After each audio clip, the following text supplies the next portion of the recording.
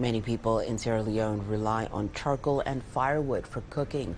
Although these fuels are affordable and easily available, they're also reported to be harmful to human health and the environment.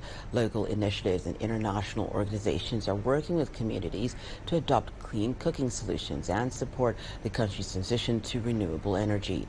Kawa has more details from Freetown. This is how Doris Levy starts her day at the Milty Magai School for the Blind. Like many women in Sierra Leone, cooking over an open fire is a deadly routine that comes with challenges. The smoke from the wood we use affects us badly. It disrupts our sleep, reduces our blood oxygen levels, makes our heads spin and darkens our eyes. These are the challenges we face in the kitchen. Finding alternative sources of fuel would greatly benefit us as the smoke lingers in our chests. For many, like Levy, cooking has become a daily struggle. With the many challenges faced by women cooking with open fire, there have been calls for urgent actions to be taken into transitioning into cleaner and energy-efficient methods. In 2019, Margaret Yenkin Mansoure established Women in Energy Sierra Leone, a social enterprise spurred into action by the story of a young girl raped in the process of fetching firewood for cooking. So you not having access to clean cooking does not only affect women and girls economically, but in terms of their social being. For instance, the girl that was being raped, some of them, in worst case scenarios, some of them might end up being pregnant, or some of them might end up being forced to early marriage.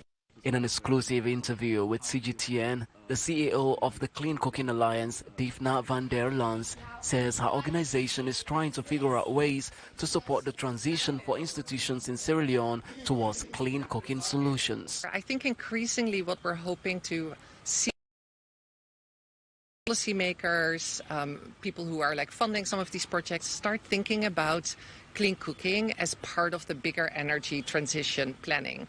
And so if you really take a step back and think holistically around energy planning within a country like Sierra Leone, within cities, within communities, within institutional cooking, within households, it has to be part of all the integrated energy planning. Over the last 2 decades, Dr. Kande Kole has been working on energy efficiency projects. He now heads the Presidential Initiative on Climate Change, Renewable Energy and Food Security. So this is the beginning of the discussion. Already we have a commitment that by June we'll have an action plan. And then we're trying to bring also together financing. This is also linked to the President's flagship of Feed Sierra Leone, which is the program to ensure food security. But most of the processing of agricultural products after the farm is done by women. And most of that is done with firewood and charcoal. So if we don't introduce clean energy solutions in that process, even the food security program would not be achieved. Yumkela further states that 90% of the West African country's population depends on charcoal and firewood for cooking. Statistics from the Clean Cooking Alliance show 2.4 billion people around the world depend on food cooked over polluting open fires or inefficient stoves.